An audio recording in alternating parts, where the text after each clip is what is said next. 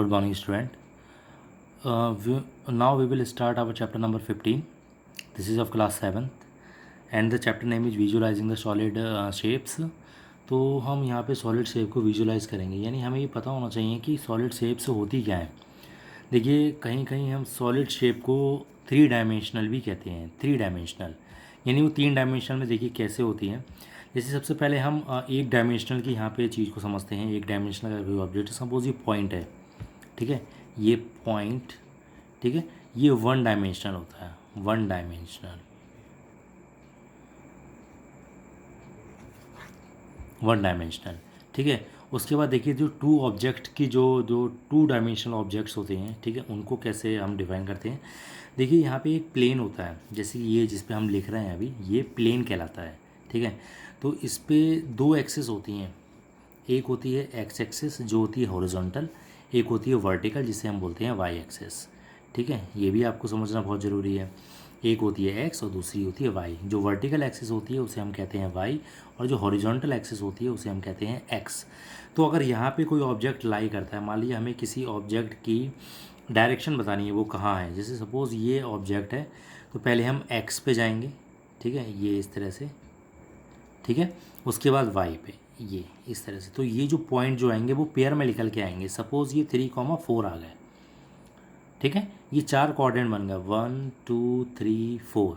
These are the 4 quadrants, ठीक है, first second third fourth. ये वाई जो होता है, यहाँ पे वाई जो है ये प्लस है और ये भी प्लस है। ऐसे यहाँ पे जाते हैं इसकी बैक साइड में, ये जो पॉइंट जो होता है इस पॉइंट को हम कहते हैं ओरिजिन, ओरिजिन। और इसके जो कोऑर्डिनेट है 0,0 होते हैं, 0,0, ठीक है। तो ये जो x है ये -x होता है, ठीक है। ऐसे ये जो y है पॉजिटिव, ये नेगेटिव y होता है। तो ये 2 डायमेंशनल के ऑब्जेक्ट हैं, उनके 2 सिर्फ डायमेंशंस होती हैं यहाँ पे, 3,4 इस तरह से हम बता सकते हैं, ठीक है। अब ये तो आ गई 2 डायमेंशन। जैसे इसके एग्जांपल क्या होंगे 2 डायमेंशनल, मान लीजिए सर्किल हो गया, सर्किल है, ठीक है, square, circle, square, rectangle, rectangle. तो ये जो सारे एग्जाम्पल जो होते हैं, रोम्बस, तो एग्जाम्पल हैं, दे आर द 2 डायमेंशनल, ठीक है, 2 डायमेंशनल। ये 2 डायमेंशनल के एग्जाम्पल्स होते हैं। अब 3 डायमेंशनल की बात आती है, तो 3 डायमेंशनल की देखिए कैसे बनती है। ये वाई होती है, ठीक है, वर्टिकल, ये एक्स होती है और इन दोनों के एक्सिस में एक परपेंडिकुलर एक्सिस होती है। इन दोनों के एक्सिस में एक परपेंडिकुलर एक्सिस होती है इस तरह से, ठीक है। यहाँ पे मैंने आपको थोड़ा डायग्राम से क्लियर कर दिया। ये वाई हो गई, ये एक्स हो गई और ये एक और होती है जेड। यानी अगर अब हमें, जैसे मान लीजिए रूम में कोई एक ऑब्जेक्ट है, रूम, ठीक है। तो पहली बात तो रूम जो है वो 3 डायमेंशनल होगा। अगर हमें इस रूम में उसकी ऑब्जेक्ट की बतानी है तो हमें उसमें क्या क्या चाहिए। सबसे पहले तो हमें चाहिए उसकी लेंथ, ठीक है, फिर उसके बाद चाहिए ब्रेथ, ठीक है, फिर उसकी हमें चाहिए हाइट। तो ये 3 चीज़ें हो गई, लेंथ, ब्रेथ और हाइट। तो ये 3 डायमेंशनल निकल के आता है, ठीक है। सपोज़ इन 2 डायमेंशनल, जैसे कि मान लीजिए हम किसी, जैसे ज़्यादातर हम इन चीज़ों का, इन ऑब्जेक्ट्स का एरिया फाइंड करते हैं, area, okay, we are finding out the area. तो जब हम एरिया निकालते हैं किसी का, जैसे मान लीजिए सर्किल का एरिया है, चलिए सर्किल का भी एरिया मैं आपको यहाँ बता दे रहा हूँ, 7th क्लास के लिए इंपॉर्टेंट है। एरिया जो होता है वो πr² होता है। आपको इन बातों को सिर्फ ध्यान रखना है। हो सकता है ऐसे क्वेश्चन अगर आ जाते हैं तो ये तो होगा कि आपको पता है ये चीज़ें, ठीक है। स्क्वायर, अब स्क्वायर का जो एरिया होता है वो कितना होता है, साइड इंटू साइड, ठीक है। ऐसे जो रेक्टेंगल का जो एरिया होता है वो होता है L/B। अब जब हम इसकी यूनिट लिखते हैं, इसकी यूनिट देखिए, हम यहाँ पे वॉल्यूम नहीं फाइंड आउट कर सकते 2 डायमेंशनल, क्योंकि जब हम 2 डायमेंशनल का वॉल्यूम फाइंड आउट करेंगे तो उसके पास हमारे पास 3rd यूनिट होनी चाहिए, लेकिन 3rd यूनिट होती नहीं है। जैसे कि हम एरिया फाइंड करते हैं तो लिखते हैं सेंटीमीटर स्क्वायर, ठीक है, या मीटर स्क्वायर, ये कुछ भी हम लिख सकते हैं, मीटर स्क्वायर, इस तरह से सेंटीमीटर स्क्वायर, मिलीमीटर स्क्वायर। तो ये जो स्क्वायर जो होता है ये हमें शो करता है कि ये 2 डायमेंशनल है, यानी एरिया जो हमने फाइंड किया है वो 2 डायमेंशनल है। अब जैसे मान लीजिए एक लेंथ है, ठीक है, तो लेंथ को हम क्या लिख सकते हैं, सेंटीमीटर लिखते हैं। तो ये क्या है, ये 1 डायमेंशनल है, 1 डायमेंशनल, ठीक है। तो लेंथ हो गई या फिर ब्रेथ हो गई, ये जो यहाँ पे देख रहे हैं ना 3 डायमेंशन में, लेंथ, ब्रेथ और हाइट, ये तीनों, ये 1 डायमेंशन। लेकिन अगर ये आपस में कंबाइन हो जाए तो वो 3 डायमेंशनल ऑब्जेक्ट बन जाता है। ऐसे ही लेंथ और अगर ब्रेथ कहीं कंबाइन हो रही है, जैसे रेक्टेंगल में लेंथ और ब्रेथ ये एरिया होता है रेक्टेंगल का, तो वहाँ पर ये दोनों कंबाइन होके 2 डायमेंशनल बनाते हैं, 2 डायमेंशनल। ओके, अब इसके एग्जाम्पल क्या क्या हैं? देखिए इसके एग्जाम्पल बहुत सारे एग्जाम्पल हैं। ठीक है, सबसे पहले तो स्फीयर, जो आपने बॉल या फुटबॉल देखी होगी, टेनिस बॉल देखी होगी, तो वो स्फीयर जैसे वो स्फीयर की फॉर्म में होती है। ठीक है, जो जैसे कि कुछ लेडीज़ होती हैं वो बैंगल्स पहनती हैं ना, तो उनको हम 2 डायमेंशनल बोलते हैं, दे आर द 2 डायमेंशनल। जैसे पंजाबी जो होते हैं वो कड़ा पहनते हैं ज़्यादातर, तो वो 2 डायमेंशनल शेप्स होती है। ठीक है, तो जो 3 डायमेंशनल मैंने आपको बताया ना, यहाँ पे स्फीयर होता है, जो बॉल जो होती है, फुटबॉल आप कह लें, क्रिकेट बॉल, टेनिस बॉल, तो they are of 3 dimensional shapes. ठीक है, ऐसे ही कोन होता है, कोन आपने देखा होगा जब बर्थडे वगैरह होती है, तो जो छोटे बच्चे होते हैं वो अपने सर पर एक तरह की कैप पहनते हैं, कैप, तो इस तरह की कैप होती है वो, तो ये होता है कोन, ये कोन का एग्जाम्पल है, मतलब कोन की शेप है। ऐसे ही क्या होता है, ऐसे ही सिलेंडर होता है। अब आप सिलेंडर का एग्जाम्पल जैसे कि बहुत इजीली देख सकते हैं अपने घरों में, जो गैस सिलेंडर होता है उसको हम गैस सिलेंडर ही क्यों कहते हैं? ठीक है, क्योंकि उसकी शेप के अकॉर्डिंग ही, जैसे उसकी शेप इस तरह से होती है, जैसे मान लीजिए 2 ये लाइन है इस तरह से, यहाँ पे कर्व होती है, इसकी जो सरफेस है ये कर्व होती है, तो ये सिलेंडर, ये मिड पॉइंट, ये हाइट होती है। ठीक है, तो ये सिलेंडर, स्फीयर, कोन। ऐसे ही एक जो आपका रूम होता है, रूम, वो क्यूब की फॉर्म में भी हो सकता है, क्यूब, या फिर क्यूबाइड की फॉर्म में भी हो सकता है। ठीक है, तो क्यूब और cuboid they are also the 3 dimensional shape. इसके अलावा भी कई सारे शेप्स होते हैं। ठीक है, जैसे कि आपने नाम यहाँ पे सुना होगा, ठीक है, जिसे हम बोलते हैं प्रिज्म। ठीक है, प्रिज्म। अब ये प्रिज्म जो होता है ना, इसका बेस अलग अलग हो सकता है। जैसे कि मैं यहाँ पे आपको सॉरी, यहाँ पे अगर आपको ट्रायंगुलर प्रिज्म है, ट्रायंगुलर प्रिज्म, जैसे मान लीजिए ट्रायंगुलर प्रिज्म में क्या होगा कि उसका जो बेस होगा वो ट्रायंगल की तरह होगा। ठीक है, सॉरी, ये ट्रायंगल की तरह होगा प्रिज्म का बेस। ठीक है, अब ये जो प्रिज्म जो होता है, प्रिज्म जो होता है वो सिलेंडर की तरह होता है, सिलेंडर की तरह होता है। ठीक है, अब देखिए जो सिलेंडर का जो टॉप होता है, ठीक है, जैसे मैंने यहाँ पे ये सिलेंडर बनाया, ठीक है, तो सिलेंडर का जो टॉप और बेस होता है वो बिल्कुल सिमिलर होता है, टॉप और बेस बिल्कुल सिमिलर होता है। ठीक है, तो यहाँ पे भी जो प्रिज्म होता है उसका टॉप और बेस बिल्कुल सिमिलर होगा। जैसे आपका रूम है, आपके रूम में जो आपका फ्लोर होता है और जो रूफ़ होती है वो बिल्कुल सिमिलर होती हैं।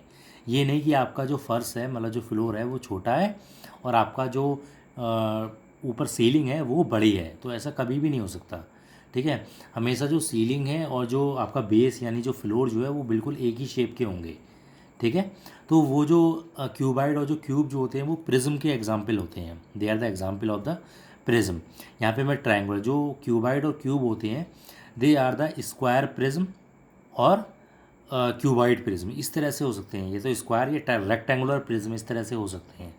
ठीक है, तो प्रिज्म जो होते हैं वो 3 तरह के भी हो सकते हैं, एक तो ट्रायंगुलर प्रिज्म, क्यूबाइड प्रिज्म हो सकता है ठीक है, क्यूबिकल प्रिज्म जिसे हम बोलते हैं, तो इस, या फिर स्क्वायर भी, सॉरी, रेक्टेंगुलर प्रिज्म होता है या फिर स्क्वायर प्रिज्म हो सकता है। ठीक है, यहाँ पे रेक्टेंगुलर, ठीक है, और यहाँ पे स्क्वायर प्रिज्म। तो रेक्टेंगुलर है तो बेस रेक्टेंगल होगा, स्क्वायर है तो बेस कैसा होगा, स्क्वायर की फॉर्म में होगा। ठीक है, यहाँ पे ये ट्रायंगुलर प्रिज्म है, ट्रायंगुलर, तो देखिए इस तरह से होता है, ये इस तरह से इसके जुड़े होते हैं, ये बन गया प्रिज्म। ठीक है, ऐसे ही दूसरी एक और 3D शेप आती है जिसे हम बोलते हैं पिरामिड। पिरामिड सबसे फेमस नाम तो आपने सुना होगा गीज़ा के पिरामिड। ठीक है, ये गीज़ा के पिरामिड्स होते हैं वो इस तरह से होते हैं, आपने वहाँ पे देखा हो, उसका बेस जो होता है वो एक स्क्वायर की फॉर्म में या किसी दूसरी फॉर्म में, जैसे मान लीजिए मैंने ये स्क्वायर बना दिया, अब देखिए कैसे मीट होंगे ये इस तरह से मीट होते हैं। ठीक है, तो वो एक गीज़ा के पिरामिड है, उनका बेस स्क्वायर में भी हो। देखिए अब जो पिरामिड्स होते हैं उसका बेस, उसके बेस के डिपेंड के ऊपर भी हम उसे क्या कह सकते हैं, जैसे उसके हम स्क्वायर पिरामिड भी कह सकते हैं, रेक्टेंगुलर पिरामिड भी कह सकते हैं, या फिर एक रेक्टेंगुलर पिरामिड भी कह सकते हैं, स्क्वायर पिरामिड। ठीक है, रेक्टेंगुलर पिरामिड। ठीक है, तो इस तरह से भी कई सारे पिरामिड्स होते हैं। ठीक है, मेनली 3-4 तरह के होते हैं, तो ये सारे आपको ध्यान रखने हैं कि प्रिज्म, रेक्टेंगुलर, ये सब किस तरह से होते हैं। ठीक है, उसके बाद देखिए जैसे कि स्क्वायर आता है, ये सॉरी 3 डायमेंशनल की हम बात कर रहे हैं, तो 3 डायमेंशनल में जैसे क्यूबाइड आता है। ठीक है, मैं आपको यहाँ पे क्यूबाइड बना के दिखाता हूँ। ये इस तरह से क्यूबाइड,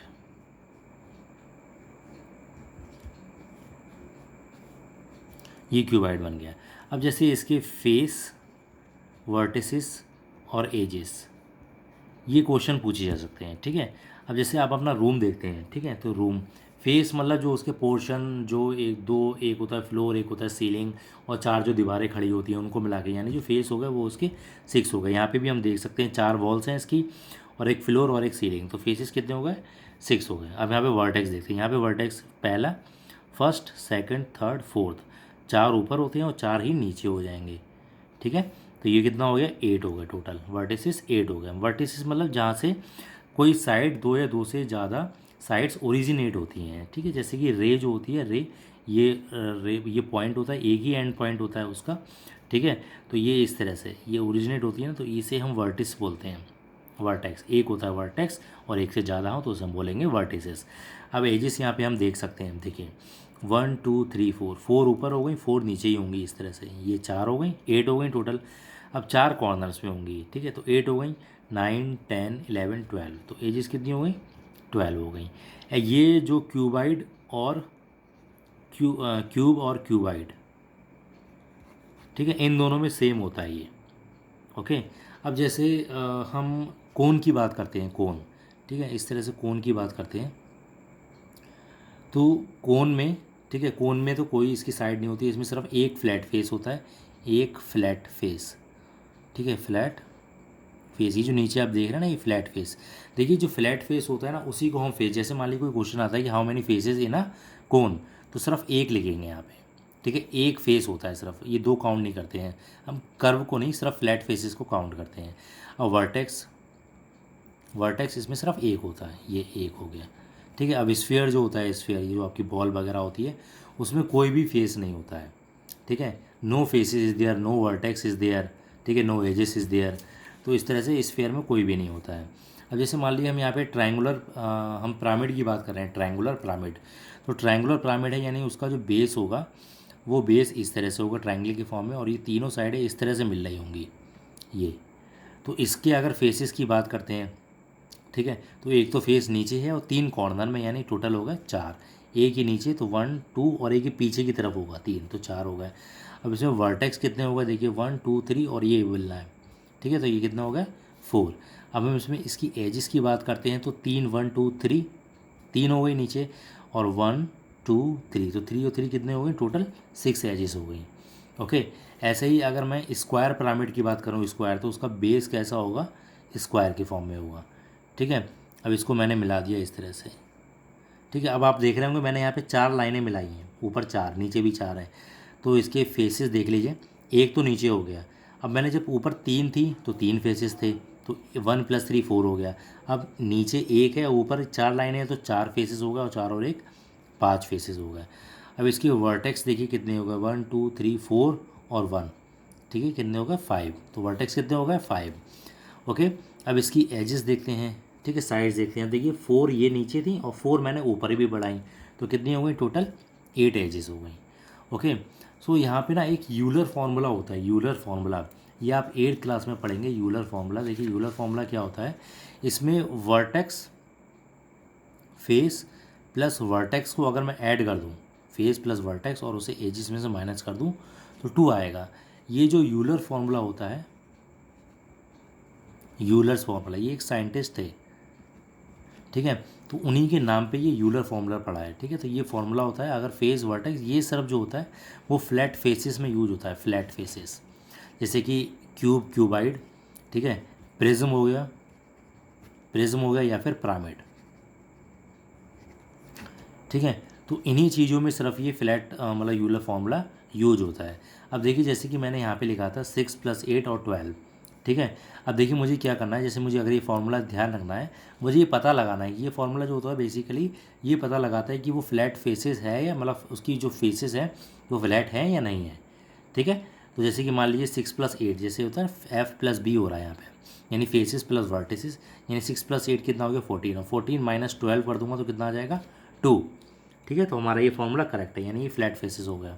ऐसे ही जो मैंने यहाँ पे आपको ट्रायंगुलर प्रिज्म बताया था, ये ट्रायंगुलर प्रिज्म, ट्राईएंगुलर, ये पिरामिड है, ठीक है, पिरामिड। और ये जो है ये स्क्वायर पिरामिड है, स्क्वायर पिरामिड, ये स्क्वायर पिरामिड हो गया, ठीक है। अब देखिए जैसे 4 + 4 कितना करेंगे 8, और 8 - 6 कितना आ जाएगा 2, ओके। यहाँ पे 5 + 5 कितना हो गया 10, और 10 - 8 कितना आ गया 2। तो इस तरह से ये फ्लैट फेसिस के लिए यूज होता है यूलर फॉर्मूला। तो ये 3 डायमेंशनल शेप थे, तो इनमें से कोई क्वेश्चन आ सकता है, इसके फेसिस लिखिए, उसके फेसिस लिखिए, इस तरह से क्वेश्चंस आ सकते हैं, ठीक है। तो इनको प्रैक्टिस करिए, अगर कोई डाउट है आपको तो आप मुझसे कमेंट करके पूछ सकते हैं।